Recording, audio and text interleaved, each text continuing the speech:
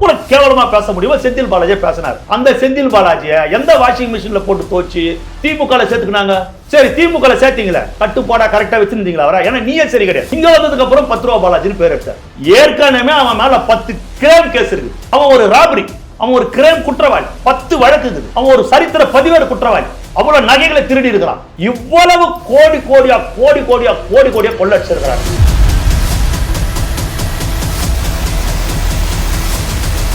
இப்ப தேர்தல் வருது, அப்ப தேர்தல் வருது. உங்களுக்கு அசிங்கமா இல்லையா? நீங்கள் செய்த அராஜகங்கள் அத்தனை, நீங்கள் செய்த பிரச்சனைகள் அத்தனை, தமிழ்நாடு முழுவதும் திமுக ஆட்சியில் நடைபெற்ற ஊழல்கள் அத்தனையும் ஒவ்வொன்றா வெளிவந்து கொண்டிருக்கிறது. இது ஒரு கலப்படமான ஒரு கட்சியா மாறிடாதா? அவர்கள் எந்த தவறையும் செய்ய முடியாது. இது தளபதி தலைமையிலான கட்சி, தளபதி தலைமையிலான ஆட்சி. இங்கு ஒரு தவறுக்கும் வாய்ப்பு இருக்காது, நடக்காது.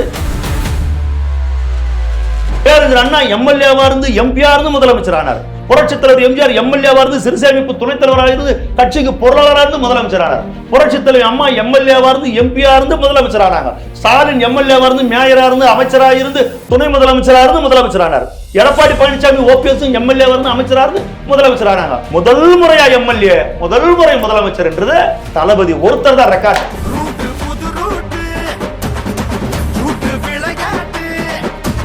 இடைத்தேர்தல் என்னதான் ஆக போகுது? மகத்தான வெற்றியை தமிழக வெற்றி கழகம் பெறப்போகுது. கொளத்தூர்லயாவது தளபதி 5 நிமிஷம் பேசினாருங்க. தளபதி பேச கூட வாங்க, முகம் போதும், சும்மா அப்படி சிரிச்சுன்னு அப்படி கை காட்டின்னு வந்தாருன்னா போதுங்க. அப்படி முடிஞ்சு போச்சுங்க. டெபாசிட் கூட வாங்காதுங்க திமுக அதிமுக.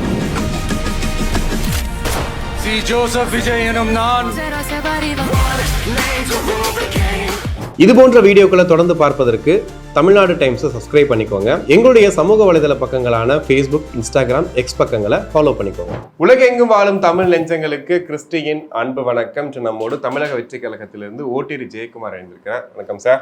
வணக்கம். எப்படி இருக்கீங்க? நல்லா இருக்கேன். தாவேக்கால இப்போ அதிமுக எம்எல்ஏக்கள் ராஜினாமா பண்ணி சேர்றாங்க. இப்போ அவங்க இடைத்தேர்தல் நிற்பாங்களா நிற்க மாட்டாங்களான்னு தெரியல. அவங்களுக்கு அமைச்சர் பதவி கிடைக்குமான்றதும் தெரியல. அதெல்லாம் அடுத்த கதை. ஆனால் இப்படி மற்ற கட்சிகளும் சேரும் போது தாவேக்கா அப்படிங்கிறது ஒரு தூய சக்தி அப்படின்ற மாதிரி சொல்லியிருந்தோம். இப்போ எல்லாரும் வந்து சேர்றாங்கன்னா இவங்களை ஊழல் சக்தின்னு சொல்லியிருக்கோம். நிறைய பேருக்கு மேலே கேஸ் இருக்குன்னு சொல்லியிருக்கோம். இந்த விஷயங்கள்லாம் இருக்கு. அப்போ இதுவும் ஒரு கலப்படமான ஒரு கட்சியாக மாறிடாதா? ஏன்னா எப்படி இப்போ அதிமுக இருக்கு சார், அது வந்து கட்சி தாவேக்காக்குள்ள யாரும் வரக்கூடாதுன்னு எதிரிகள்லாம் திட்டமிடுற சதி. அது ஆரம்பிக்கும் போதே உங்களுக்கு நான் சொல்லிட்டேன். யாரோ எனக்கு தெரியாது, யார் மேலேயும் அந்த குற்றச்சாட்டை வைக்கலாம் விரும்பல. யாராவது இருந்தாலும் தமிழக வெற்றி கழகத்தில் இருந்ததற்கு பிறகு அவர்கள் எந்த தவறையும் செய்ய முடியாது. இது தளபதி தலைமையிலான கட்சி, தளபதி தலைமையிலான ஆட்சி. இங்கு ஒரு தவறுக்கும் வாய்ப்பு இருக்காது, நடக்காது. திமுக விட்டு வெளியே வந்துட்டாங்க. பட் மதிமுக இப்போ வந்து விஜய் ஆதரவா பேச ஆரம்பிச்சிட்டாங்கன்னு சொல்றாங்க. ஆனால் மதிமுகவை பயங்கரமா வந்து திமுக விமர்சனம் பண்ணி இப்போ பேசிட்டு இருக்காங்க. எந்த கட்சி வெளியே வந்தாலுமே அந்த கட்சியை பத்தின ஒரு விஷயத்தை அவதூறா வயிற்றெரிச்சலுங்க.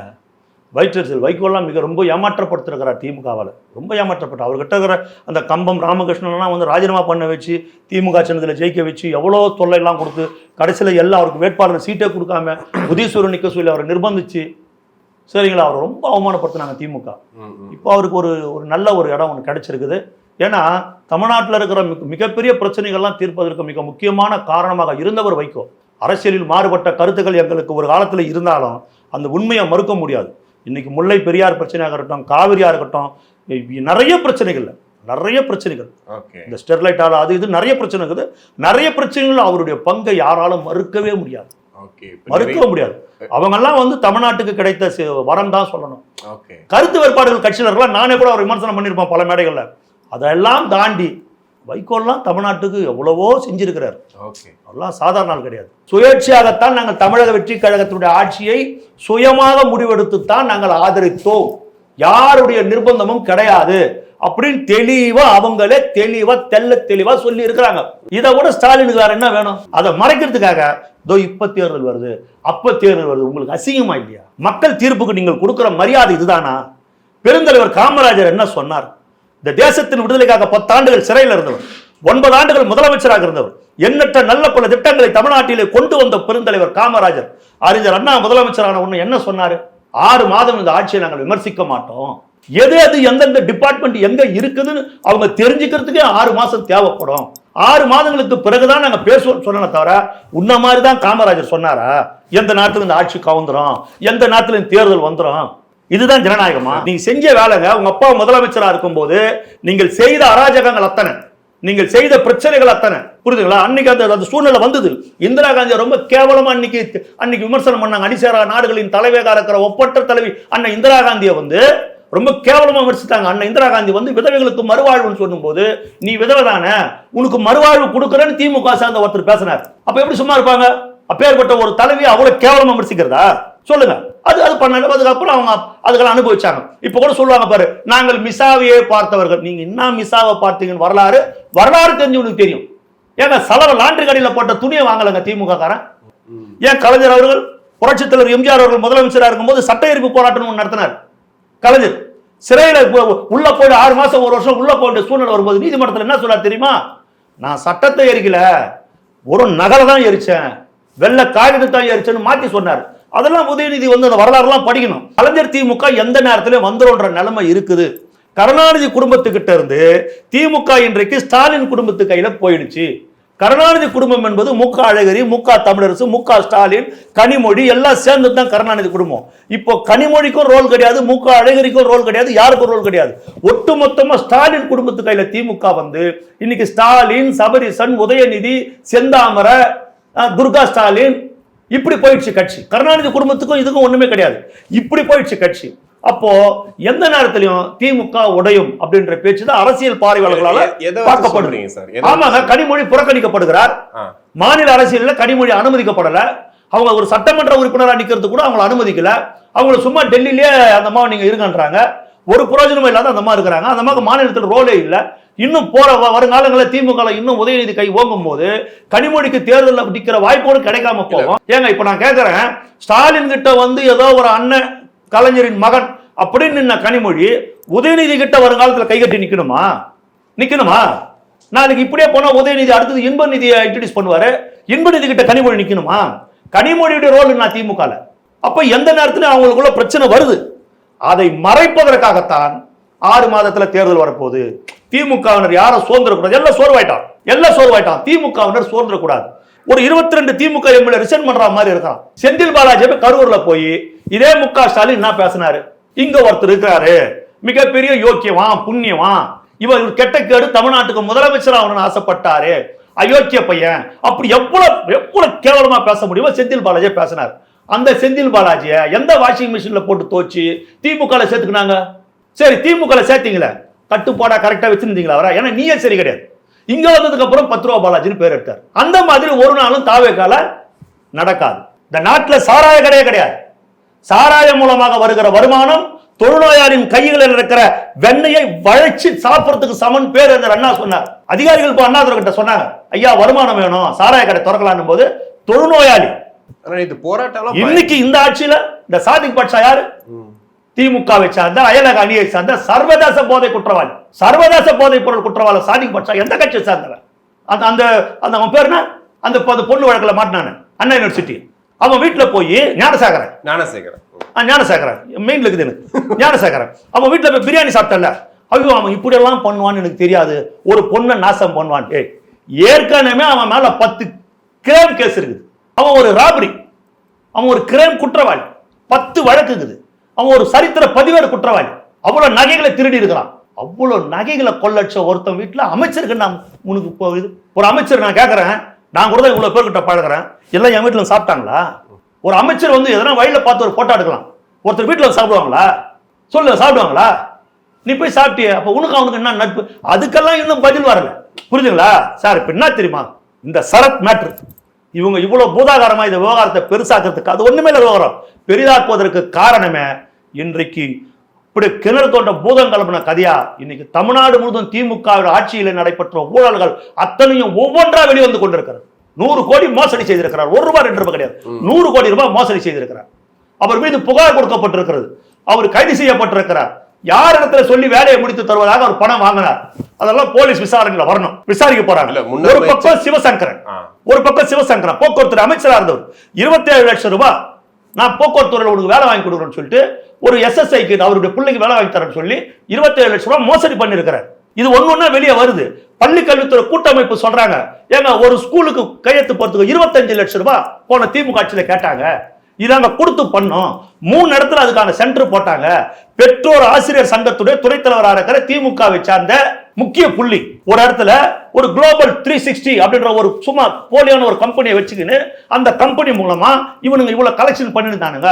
உள்ள நாங்க போகும்போதே பள்ளிக்கூடத்துக்கு அனுமதி கேட்டு, பிரைவேட் ஸ்கூலுக்கு அனுமதி கேட்டு நாங்க உள்ள நுழையும் போதே எங்களுடைய செல்போன் எல்லாம் எடுத்து வச்சுக்குவானுங்க. எல்லாத்தையும் எடுத்து வச்சுட்டு வெறும் பையில பணத்தோட தான் அந்த ரூமுக்குள்ள போனோம், போய் அந்த பணத்தை கொடுத்துட்டு வந்துடணும், அதுக்கப்புறம் தான் வேலை நடக்கும். அப்படியா? அந்த குளோபல் என்றது அது என்னன்னா கவர்மெண்ட் ஸ்கூலுக்கு இந்த 16 பொருள் சும்மா கொடுக்குறான் இல்லையா மாணவர்களுக்கு கவர்மெண்ட் ஸ்கூல்ல, இந்த tie, shoe, dress, pencil, geometry box, rubber இதான் கொடுக்குறாங்களே, கலர் பென்சில் எல்லாம், இது எல்லாத்தையும் கொள்முதல் செய்து கொடுக்கிற ஒரு கம்பெனி இவனுங்களே ஆரம்பிச்சு வச்சுக்கிறாங்க. தமிழ்நாடு பூரா எத்தனை ஆயிரம் பள்ளிக்கூடம் இருக்குது, எத்தனை கோடிக்கணக்கான பொருள் வாங்கினது இது. அது மட்டும் இல்லாத இந்த பிரைவேட் ஸ்கூல் அனுமதி வாங்குறாங்க பாரு, அவங்க ஸ்கூலுக்கு தேவையான பசங்களுக்கு யூனிஃபார்மோ இல்ல புக்ஸோ அதுவோ இதுவோ இவங்க கிட்ட தான் வாங்கணும். இந்த பணம் இல்லாத இவ்வளவு கோடி கோடியா கொள்ளடிச்சிருக்கிறாங்க. அரசு அவரை மோங்கிற அரசு அவரை கம்மல் வாங்க முடியலடா, வாங்க முடியலையே. சொந்த வீடு வாங்கணும்ன்ற அந்த சொந்த வீடு விடுங்க, ஒரு லீஸுக்கு போக முடியுமா? ஒரு 10 லட்சம் ரூபாய் ஒரு லீஸுக்கு போக முடியுமான்ற கனவோடவே பயணிச்சு கனவோடவே செத்து போறானடா. உங்ககிட்ட எப்படா இவ்வளவு கோடி வருது, எங்கந்திரா வருது? ஆனா 1000 பள்ளிகளுக்கு ராஜ்மோகன் அனுமதி கொடுக்கிறார் தாவேக அமைச்சரவையில். அதுக்கப்புறம் தான் இந்த விஷயம் வெளியே வருது. ஒரு பைசா கூட, ஒரு நையா பைசா கூட வாங்காத ஒரு ஏழை குடும்பத்தை சார்ந்த ஒரு சாதாரணமான மனிதன், ஒரு சாமானியமான மனிதன், புரியுதுங்களா, ஒரு சாதாரணமான சிங்கிள் பெட்ரூம் வீட்டுல வாழ்ந்து கொண்டிருக்கிற ஒரு ராஜ்மோகன், அவர் முன்னாடி 250 கோடி இருக்குது. 1000 ஸ்கூலுக்கு கையெழுத்து போட்டினா 250 கோடி. அம்மா திமுக ஆட்சியில 25 லட்சம் ஒரு ஸ்கூலுக்கு வேணாம், எனக்கு 25 லட்சம் வேணாம், அவனும் கிடக்குறானுங்க. ஒரு ஸ்கூலுக்கு 10 லட்சம் கொடுங்க, மொத்தம் எத்தனை ஸ்கூல்? 1000 ஸ்கூலா அப்படின்னு கையெழுத்து போட்டிருந்தா கூட 100 கோடி போயாங்க ராஜ்மோகனுக்கு. 100 கோடி தர்மத்துக்கு பரவாயில்லப்பா, புண்ணியமா 15 லட்சத்தை தள்ளிட்டு வெறும் 10 லட்சம் வாங்கினாருன்னு அப்படி வாங்கியிருந்தா கூட 100 கோடி. ஒரு நையா பைசா கூட எனக்கு வேண்டாம். உங்களிடத்துல ஒரே ஒரு வேண்டுகோளை தான் நான் வைக்கிறேன், ஏழை மாணவர்களும் தனியார் பள்ளிகளை நோக்கி வந்து கொண்டிருக்கிறார்கள், தரமான கல்வியை தாங்க, அதுக்காக நீங்க வாங்குற பீஸ தயவு செய்து குறைச்சிருங்க. இதை விட தமிழக வெற்றி கழகத்தினுடைய ஆட்சிக்கு வேற என்னங்க சான்று வேணும்? இது கூட டிபேட்ல செந்தில்வேல் அவர்கள் சொல்றாரு, பார்ட்டி ஃபண்ட் அப்படிங்கறத வந்துட்டு கட்சி வாங்கிட்டு இருந்தாங்க, அதை இப்போ வந்து அரசு கஜானாவுக்கு மாத்திட்டோம்னு சொல்லி சிஎம் பேசுறாரு. அப்போ வந்து ஒரு பார்ட்டி ஃபண்டை வாங்கி அரசு கஜானால சேர்க்கணும் அவரே ஒத்துக்கிறாரா அப்படின்னு ஒரு பாயிண்ட சொல்றாரு இல்லையா? அது பாயிண்ட். அது அதான் இந்த வேலையை நீ செஞ்சா இவ்வளவு கமிஷன் கொடுக்குற எனக்கு இந்த வேலையனா, அதை நான் கட்சிக்கு நான் நிதி கொடுக்குறேன் போது நீ ஏன் கட்சிக்கு கொடுக்குற? அதெல்லாம் கட்சிக்கு கொடுக்காத, என்னது கட்சி கொடுக்காத. நீ 10 லட்ச ரூபாய் வேலைக்கு 15 லட்சம் ரூபாய் ரேட் வச்சு நீ கட்சிக்கு பணம் கொடுக்காத. 10 லட்ச ரூபாய் வேலையை 10 லட்ச ரூபாய்க்கு செய், வர லாபம் கஜானாவுக்கு. நீ கமிஷன் வச்சுக்க சிஎம் தரல, 10 லட்ச ரூபாய் வேலைக்கு நீ 15 லட்ச ரூபாய் விற்கிறல, பார்ட்டிக்கு 3 லட்சம் கொடுக்குற, இன்னொருத்தனுக்கு 1 லட்சம் கொடுக்குற, நீ ஒரு 1 லட்சம் எடுத்துக்கிற. 10 லட்ச ரூபாய் வேலைக்கு 15 லட்ச ரூபாய் பில்லு போடுறல, அப்படி போடாத. 10 லட்ச ரூபாய் வேலையை 10 லட்ச ரூபாய் செய். ஓகே, 10 லட்ச ரூபாய் வேலையா 10 லட்சம் ரூபாய். அப்ப அரசாங்கம் 15 லட்சம் கொடுக்குது. இந்த லாபம் அரசாங்கத்துக்கு தானே சேரணும்.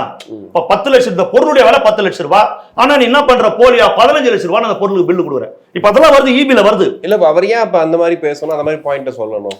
ஏங்க தெளிவா தானே சொல்றாரு. இவனுங்க எப்படியோ தசை திருப்புறதுங்க, நான் பார்ட்டி பண்ணு வாங்கலன்னு சொல்லிட்டு போ. இல்ல அதை பத்தி ஏன் திமுக பேசவே மாட்டேங்குது? வாங்கினா பேசல, திறனுக்கு தேல் கொட்டின மாதிரி இருக்குது அவனுக்கு. ஐயோ நம்ம எப்படி பேசலாம் மாட்டிக்குவோன்னு பயப்படுறான். வாங்குறது உண்மை தானேங்க. ஏங்க ஒரு ஒருத்தம் போற காரை பாத்தீங்களா நீங்க? அவன் திமுக போற கார்லாம் பாத்தீங்களா? என்னங்க கண்ணுக்கு முன்னாடி வாழ்ந்துனுங்கிறானுங்க, கண்ணுக்கு முன்னாடி இருக்கிறானுங்க. நீங்க இன்னமும் இவனுங்களை பேசிட்டு என்னங்க அர்த்தம்? கண்ணுக்கு முன்னாடி தானே பாக்குறோம் எல்லாத்தையுமே. அவனை 15 லட்சம் 20 லட்சம் கார்ல போறாங்க. என்ன காரு, என்ன வாழ்க்கை, என்ன குடும்பம், என்ன சூழ்நிலை, எப்படி வாழறாங்க வாழ்க்கை? இல்ல தைரியமா சொல்லுங்க, என்ன கட்சின்னு சொல்லுங்க. ஏன்னா கட்சி பேரே சொல்லாம பார்ட்டி ஃபண்ட் திமுக தான் சொல்றோம். அதாவதுங்க டாஸ்மாக் சொல்லி இந்த தனியார் பள்ளிக்கு ஸ்கூல்ல சொல்றாங்க, அதிமுகவும் வாங்குச்சு. ஆனா அவங்க இதுல பாதி தான் வாங்கினாங்க, அவங்களும் வாங்கினாங்க, அவங்க கம்மியா தான் வாங்கினாங்க. இவங்க ரொம்ப அதிகமா வாங்குறாங்க, ஓவர்லோடாக வெளியே வருது செய்தி, புரியுது? இவங்க ரொம்ப அதிகமா வாங்குறாங்க, அவங்க கம்மியா தான் வாங்கினாங்க, அவங்களும் குற்றவாளி தான். ஏங்க 67க்கு அப்புறம் இவங்க தானேங்க, 67க்கு அப்புறம். அதுல 67ல இருந்து பேரறிஞர் அண்ணா ஆட்சி ரொம்ப தூய்மையான ஆட்சிங்க. புரட்சித் தலைவர் எம்ஜிஆருடைய நிர்வாகமும் தூய்மா தாங்க இருந்தது, அதெல்லாம் பிரச்சனை இல்லைங்க. இவங்க வந்ததுக்கு அப்புறம் தாங்க ரொம்ப அதிகமாகி போச்சு. கருணாநிதி காலத்துல ரொம்ப அதிகமாச்சு, ஸ்டாலின் வந்து ரொம்ப ஓவர் ஆயிடுச்சு. அவங்க தனித்து தான் நிக்கிறாங்க, அதை விட்டுடுங்க. ஆனா இதுவரையில அவங்க தனியா நின்று தேர்தல் நின்று சந்திச்சதா வரலாறே கிடையாதுங்க. ஒரு தேர்தலில் 233 தொகுதியிலையும் ஒரு தொகுதியில் பிரச்சனை ஆயிடுச்சு, விட்டுடுங்க. எடப்பாடியில் சுயேட்சை சின்னம் 233 தொகுதியிலும் விசில் சின்னத்தை போட்டு ஒருத்தர் கட்சி ஆரம்பிச்ச உடனே ஆட்சியை பிடிக்கிறாருன்னா அது சாதாரணமான ஒரு விஷயமாங்க. பேரறிஞர் அண்ணா 49ல கட்சி ஆரம்பிக்கிறாருங்க, 67 ஆட்சி பிடிக்கிறாருங்க. 49 67 50 கிட்டத்தட்ட 18 வருஷங்க பேரறிஞர். அந்த கோவம் திமுகவுக்கு ரொம்ப அதிகமா இருக்கு. ஆமாங்க, யாராலையும் சாதிக்க முடியாது, இவர் சாதிச்சாருங்க. அண்ணாவுக்கு ஆட்சி அமைக்க 18 வருஷம் தேவைப்படுது. 72ல கட்சி ஆரம்பிக்கிற எம்ஜிஆர் 77 ஆட்சி பிடிக்கிறார், அவர் ஆட்சி அமைக்க 6 வருஷம் தேவைப்படுது. புரியுதுங்களா? ஆனா தளபதி விஜய் 2.5 வருஷத்துல ஆட்சி அமைச்சிட்டாரு. அதுவும் பேரறிஞர் அண்ணா எம்எல்ஏவா இருந்து எம்பியா இருந்து முதலமைச்சர் ஆனார். புரட்சித் தலைவர் எம்ஜிஆர் எம்எல்ஏவா இருந்து சிறுசேமிப்பு துணைத் தலைவராக இருந்து கட்சிக்கு பொருளாளராக இருந்து முதலமைச்சர் ஆனார். புரட்சித் தலைவர் அம்மா எம்எல்ஏவா இருந்து எம்பியா இருந்து முதலமைச்சர் ஆனாங்க. ஸ்டாலின் எம்எல்ஏவா இருந்து மேயரா இருந்து அமைச்சராக இருந்து துணை முதலமைச்சராக இருந்து முதலமைச்சர் ஆனார். எடப்பாடி பழனிசாமி ஓபிஎஸ் எம்எல்ஏவா இருந்து அமைச்சராக இருந்து முதலமைச்சர் ஆனாங்க. முதல் முறையா எம்எல்ஏ, முதல் முறை முதலமைச்சர் என்றது தளபதி ஒருத்தர் தான் ரெக்கார்ட். ரெக்கார்ட். 10 ஆண்டுகள் இந்த நாட்டில் சிறையில் இருந்தாரு, 9 ஆண்டுகள் தமிழ்நாட்டுடைய முதலமைச்சராக இருந்தாரு.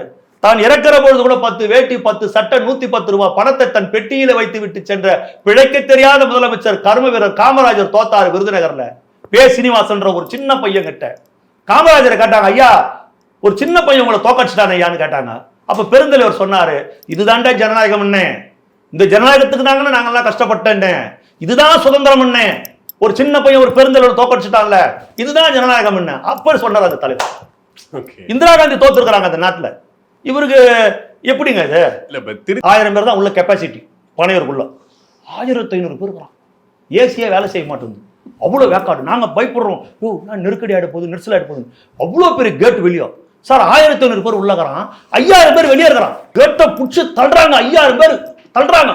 உள்ள விடுங்க, உள்ள விடுங்க, எங்க இருங்க கொஞ்ச நேரம் இருங்க, எங்களை உள்ள விடுங்க, வெளியே பயமானதுங்க, எங்களை வீட்டுக்கு போறானுங்க, உள்ள பனையூருக்குள்ள வரோம், தளபதி கட்சியில சேர்றோம், ஏங்க நீங்க எல்லாம் கட்சியில சேர்ந்தா மாதிரிங்க விடுங்க. அப்படி ஒரு கூட்டம் இங்க நிக்குது. தமிழ்நாடுங்க, அதாவது உலகின் அத்தனை சாலைகளும் ரோமை நோக்கின்னு ஒன்று சொல்லுவாங்க, அந்த மாதிரி அத்தனை கட்சியில் இருக்கிற தொண்டர்களும் பொதுமக்களும் இளைஞர்களும் தமிழக வெற்றி கழகத்தை நோக்கி சாரியா வந்து இருக்கிறாங்க.